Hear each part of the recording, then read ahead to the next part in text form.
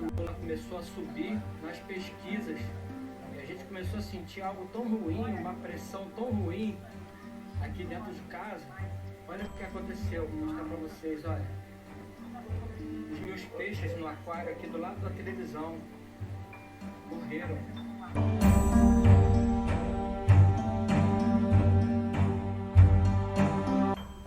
Olá, como vão vocês? Meu nome é Macide.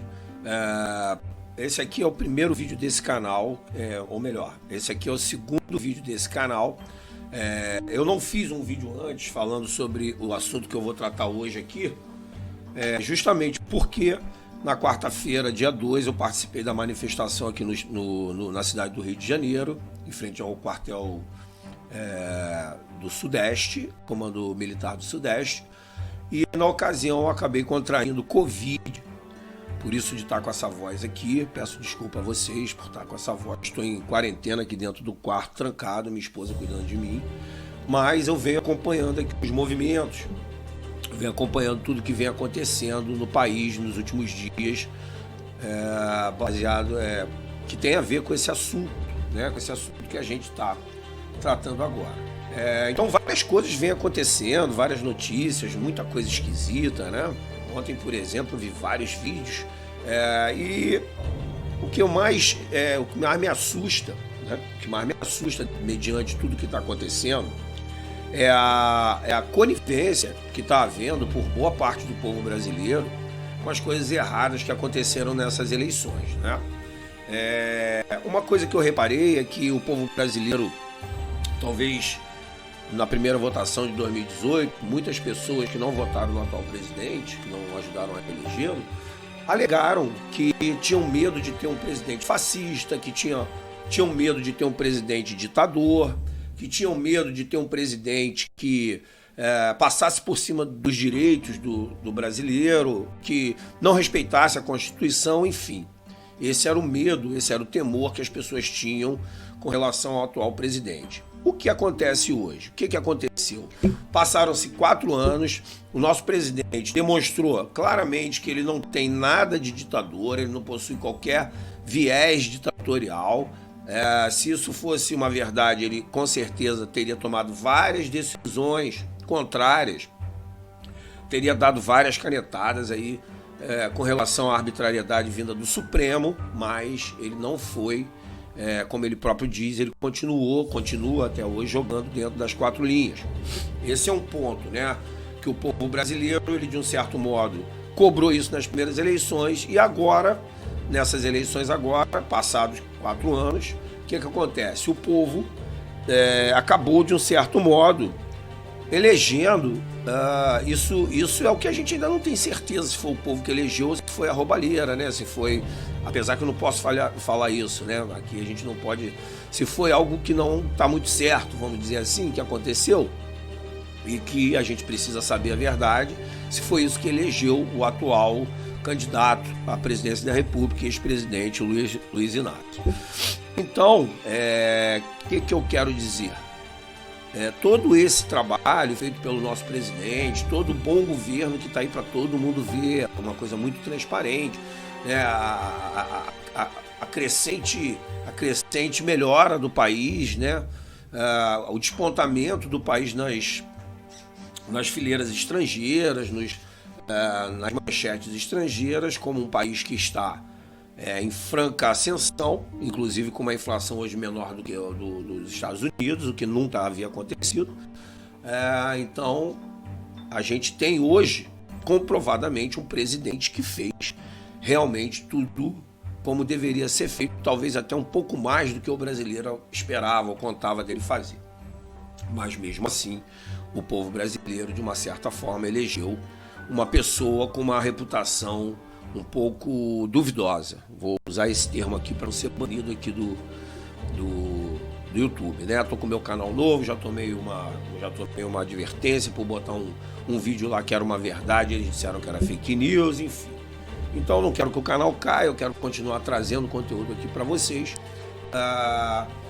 E isso foi realmente muito difícil de aceitar, saber que as pessoas hoje, mesmo sabendo da realidade do país, da melhora, acabou votando em em um ladrão. Então o que eu vou fazer hoje? Eu vou trazer aqui para vocês algumas matérias importantes que eu acabei vendo em outro canal, num outro canal, inclusive aqui concorrência do YouTube, mas eu vou mostrar aqui para vocês. Então eu quero trazer para vocês aqui, ó, o caso desse caso mostrado aqui por esse outro youtuber aqui, esqueci o nome dele, André Sacristina, eu acho. Muito grave, que ele mostra aqui uma atitude um pouco duvidosa aqui do ministro um pouco grave, né? Um pouco assustadora do ministro do Supremo. Então veja o vídeo. Se preparem, a situação acabou de escalar exponencialmente. Vocês acompanharam hoje de manhã, na saída do Palácio do Alvorada, o presidente Jair Messias Bolsonaro fazendo uma declaração sobre o inquérito ilegal. Inquérito ilegal, inconstitucional, executado, liderado, organizado por membros da nossa Suprema Corte, de forma a atacar o presidente, derrubar da presidência, destruir o que nos resta de democracia. Depois de suas falas contundentes, o presidente do STF, Luiz Fux, fez uma declaração agora bombástica mostrando que a guerra será travada. Sim, acabou de começar uma guerra escancarada, escolhidos por presidentes corruptos e o presidente da República escolhido por mais de 57 milhões de pessoas.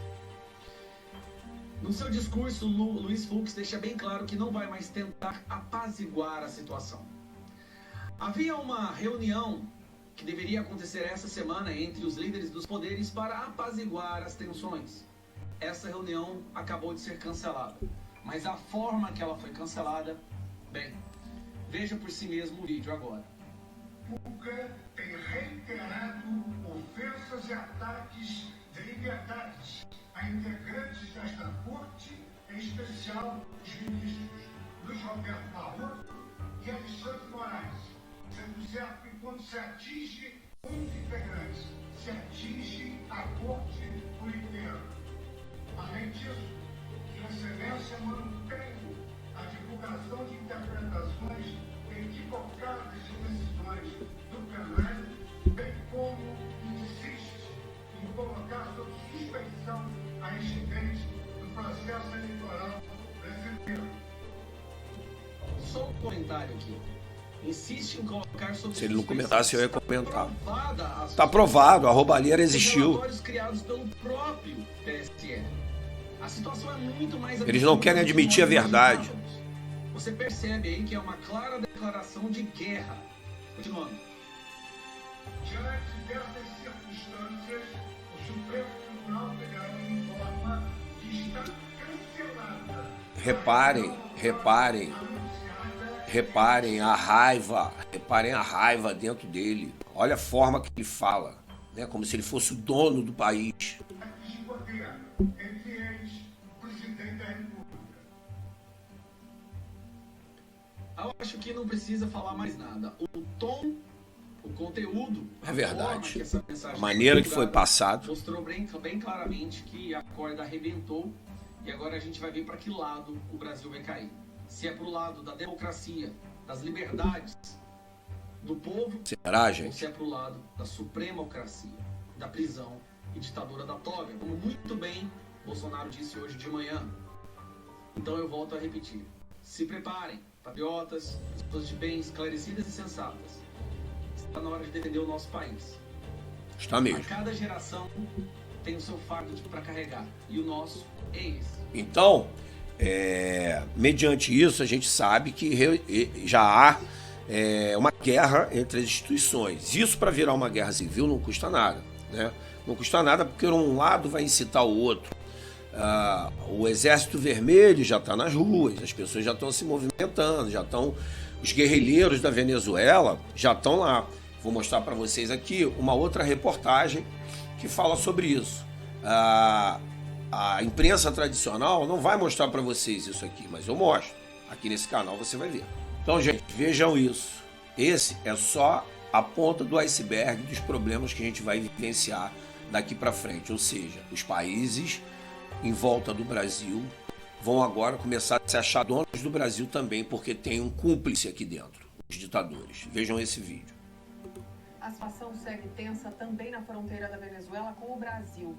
10 militares que desertaram hoje relatam que o regime do ditador Nicolás Maduro deu carta branca para o exército atirar em manifestantes. 6 mortes foram confirmadas na região, mas o número de vítimas pode ser bem maior, como conta o repórter Bruno Pérez, em Roraima. Estas imagens foram feitas instantes depois que um grupo de militares venezuelanos cruzou a fronteira a pé usando uma trilha clandestina. Uma caminhonete do Exército Brasileiro recolheu os agentes. Alguns estavam desidratados. Estamos em Brasil. 10 sargentos da Força Nacional Bolivariana e do Exército se entregaram nesta manhã na fronteira. Você vê em que ponto que a coisa tá, né? Para 10 militares venezuelanos desertarem, entrarem no Brasil, se entregarem praticamente ao exército brasileiro, é porque a coisa realmente está muito grave lá, né? Na verdade, na Venezuela, os militares já não estão mais querendo seguir Maduro, entendeu? Brasileiro em Pacaraima. Hemos decidido abandonar las filas de la Fuerza Armada debido a la politización, la opresión a la que vive el pueblo venezolano. Este sargento da Força Nacional Bolivariana diz que outros oficiais querem desertar, mas tem medo de abandonar o regime. Vivimos con miedo. O problema é que tem muitos fechados com ele. De que había francotiradores en el hito fronterizo y temíamos por nuestra vida. No somos ningunos asesinos y no queremos quedar marcados ante la historia, ante el mundo inteiro que nos está viendo. Você que acha o comunismo maravilhoso, aí, ó. O que você arrumou pra gente? Que são orientados a atirar contra manifestantes para controlar confrontos. Grupos de inteligencia, los grupos armados, los colectivos paramilitares que están metidos dentro de las fuerzas policiales, las cuales también sirven como esta inteligencia del régimen opresor para detectar a aquellas personas que están en pro de la libertad y en pro de la Constitución, para apresarlos y a veces asesinarlos. Estas imagens foram feitas em Santa Helena de Uairém, cidade na fronteira com o Brasil. 3 blindados da Guarda Nacional Bolivariana perseguem um caminhão. É possível ouvir muitos tiros. O motorista é encurralado e tirado à força da carreta e espancado pelos militares. Oficialmente, 6 pessoas morreram na região de Santa Helena de Uairém desde sexta-feira, mas o prefeito diz que esse número é muito maior. 25 muertos aproximadamente estamos manejando, 84 heridos. Lo que pasa es que el hospital no controlamos nosotros, el hospital lo están controlando ellos. Los que han caído lo han montado en la tanqueta y luego lo llevan a Escamoso. Por eso no manejamos la cifra general. O opositor do regime Maduro, Emílio Gonzalez, fugiu para o Brasil com sua comitiva por uma trilha clandestina no domingo. Nesta segunda-feira não houve confrontos, mas o exército venezuelano manteve o cinturão para evitar a circulação de pessoas de um lado para o outro da fronteira. O repórter Lucas Martins flagrou grupos chegando ao Brasil por uma trilha a poucos metros da fiscalização. Olha como que o povo vem pro Brasil fugindo e vocês escolheram isso pro Brasil. Muitas pessoas escolheram ignorantemente esse regime maldito pro Brasil. Não foi difícil, somente tem muito animal, a gente tem medo, a polícia não quer deixar a gente praticar. Este venezuelano conseguiu entrar no Brasil com uma mulher e os 3 filhos pela mesma trilha. Ele me conta que passou dinheiro suficiente para comprar um pão. Durante dias de viagem, eles tiveram dificuldade em alimentar as crianças. Para conseguir bañar, la comida, la leche, no se consigue leche, bañar. Olha a miséria do povo. Ó. Então é isso, gente. Vejam a desgraça que é hoje lá na Venezuela e vocês trouxeram isso para o país. Então, é muita coisa séria acontecendo, né? Muita coisa séria. É verdade que nem todos nesse país não têm noção. Eu, por exemplo, sempre bato nessa tecla da questão da divisão do povo, né? Que a esquerda sempre faz, branco para um lado, negro para o outro. E eu, ontem, vi aqui um depoimento que eu vou botar também para vocês aqui, de uma negra, né? De uma mulher negra, que eu nunca vi um depoimento tão consciente e tão verdadeiro como ela fala. Então vou botar aqui para vocês verem o depoimento dessa negra, para ver se vocês aprendem um pouquinho o que é que de verdade acontece no nosso país. Talvez vindo de uma pessoa negra, né? Vocês dêem mais valor do que vindo de um branco, né? A coisa está tão dividida, infelizmente, né? Que não é o meu ponto de vista, mas é o ponto de vista de muita gente, a divisão, né? E eu não concordo com a divisão. Então vou mostrar aqui para vocês. Então prestem atenção que essa mulher negra é extremamente consciente e pé no chão fala sobre racismo. As pessoas têm que abrir os olhos. Pra que competir a pé com quem anda a cavalo? Abra o olho, porra! Se você não prestar atenção nas falas, não ser maldoso, quem é idiota útil é você. No show do Rock in Rio, meio mundo de artistas ruim, fuleiro, tá levantando a bandeira contra o presidente Bolsonaro. Preste atenção. Querer misturar sua vida artística com comício, com política, não tem nada a ver. Se eu estou pagando um ingresso para poder estar indo para o show, eu quero ouvir o cantor, a música do cantor, e não ficar gritando fora Bolsonaro, dentre outras coisas. É claro. Aí os Racionais, nesse show Rock in Rio, levantou a bandeira dos negros assassinados. Fiquei pensando, que cara racista do caralho. Vou filmar ela em nome de Jesus. Olha só, uma negra chamando outro negro de racista. Porque minha mãe é preta, meu pai é índio. Nós somos uma miscigenação cafusa. Mas minha mãe teve 4 filhos. Uma branca, uma mais ou menos e 2 pretinhos. Quer dizer, todos eles nasceram na mesma classe social, miserável, depois subimos na pobreza. A gente acha que eu comi o ovo. E aí, quer dizer, mas se eu morrer... Olha que mulher consciente. Elogiada, porque eu sou preta, mas minha irmã branquinha, se ela morrer, ela não é enquadrada. Por que eu tô falando isso? Veja bem. Aqui é uma família. Aqui é um negão de Salvador que casou com essa branquinha. Aí tiveram uma linda família, 3 filhos. 2 branquinhas e uma pretinha. Aí você vê, todos vivem na mesma classe social, miserável, sem creche, às vezes passa fome e tudo mais. Mas olha o que Racionais que dá a entender quando defende apenas um preto. Se essa daqui morrer, bala perdida assassinada, ela não é homenageada, porque ela é branca, mesmo sendo classe social miserável. Mas se essa daqui morrer, assassinada ou bala perdida... Olha como que a coisa funciona, hein? Preta, beleza? Mesmo tendo as mesmas condições, miserável como toda a família. Ou seja, se eu estou homenageando o negro, eu estou excluindo essa dos brancos. Detalhe, são todos iguais, passam fome e necessidade. Por acaso, Racionais, dentre outros idiotas que defendem essa bandeira de cor, isso não é racismo? É claro. Conclusão, ele levanta a bandeira sendo racista. Não, mas racismo de... Uma raça, excluindo as demais raças, detalhe, as demais... Não, mas aí a falácia é que não existe racismo de negro para branco. Aí não existe. Aí tá tudo certo, pode esculachar, pode fazer o que quiser. Raças estão dentro da própria família dele, como de todos os brasileiros. Então, tá aí, né, uma mulher consciente, uma mulher pé no chão, que sabe o que tá falando, né? Então, gente, é muita coisa acontecendo ao mesmo tempo, né? Muita coisa acontecendo ao mesmo tempo. Uma outra notícia grave, né, que a gente não toma conhecimento, foi o caso do juiz que no meio de uma reunião entre juízes do TSE, ele declarou que não queria participar da farsa que está sendo hoje, né? Então o juiz do TSE vai lá e diz que não tem, que a democracia está sendo aplicada, mas no fundo, o próprio juiz do TSE fala isso aqui que você vai ouvir agora. Então vejam agora o que o vice-presidente do TRE, do Distrito Federal, fala em plena reunião de juízes. Veja bem.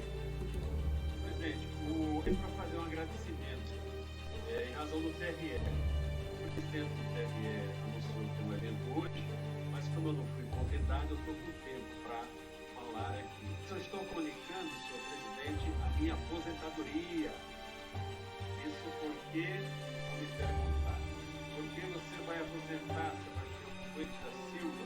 E eu respondo, senhor presidente, colegas, eu há muito tempo, e não posso falar outra palavra, preciso tomar cuidado com elas, há muito tempo não estou feliz com o Supremo Tribunal Federal. Então, olha só, um juiz do Supremo falando. Pode continuar. Eu, como corregedor do Tribunal Eleitoral, estive na posse do eminente ministro Alexandre de Moraes, passada, e eu esperava sinceramente, presidente e colegas, que o eminente ministro aproveitasse a presença dos principais candidatos e dos ex-presidentes da República, do presidente da República, para fazer uma proclamação de paz para a nação. Mas, ao contrário, o que eu vi, ao meu sentir, o eminente ministro Alexandre de Moraes fez uma declaração. Olha o que ele fala a respeito do Alexandre de Moraes, um outro juiz, não é defensor do Bolsonaro, não é um povo falando, é um colega de toga. Prestem bem atenção. De guerra ao país. O seu discurso que inflama. Isso, verdade. Que agrega, e eu não quero participar disso. Vejam o que ele acabou de dizer. Não quero participar disso. E ele está usando palavras leves.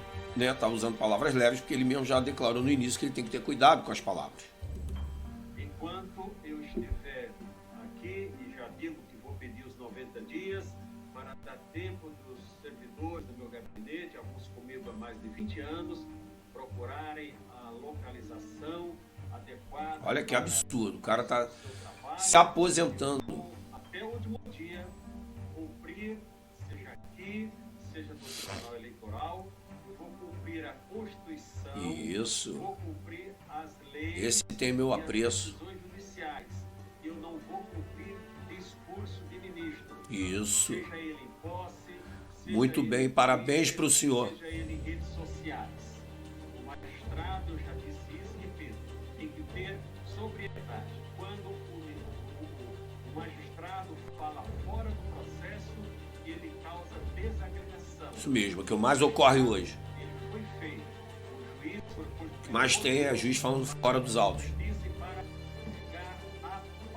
Uma coisa que eu venho falando também, um outro caso aqui que eu vi na internet, muito curioso, e é uma coisa que eu venho afirmando, que a gente não está simplesmente falando aqui de uma eleição de dois candidatos, a gente está falando de uma luta do bem contra o mal, né? Daquilo que pode fazer o nosso país prosperar contra aquilo que pode fazer o nosso país afundar. Então veja esse caso, esse relato dessa pessoa aqui, que aconteceu com ela.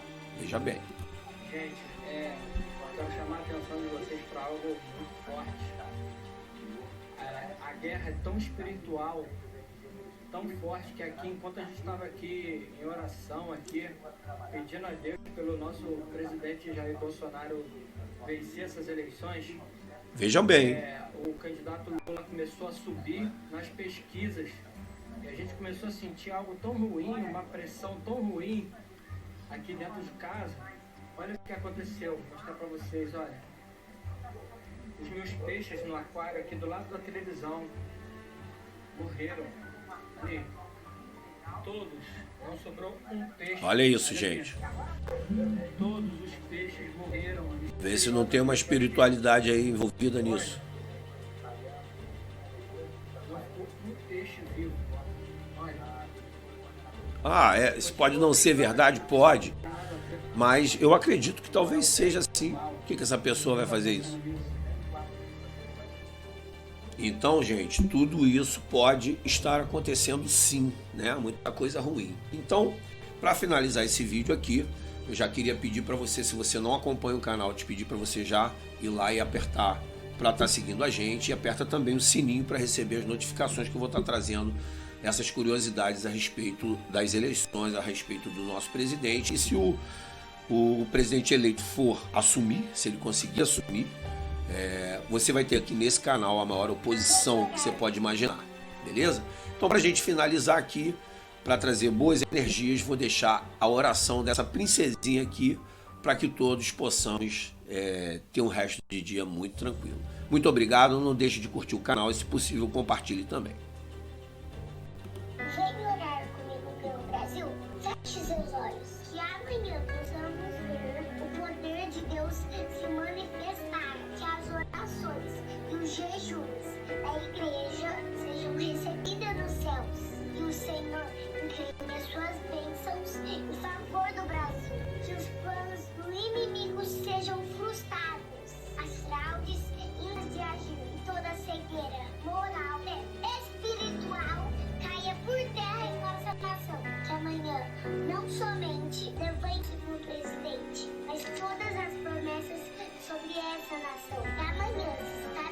Uma graça, né?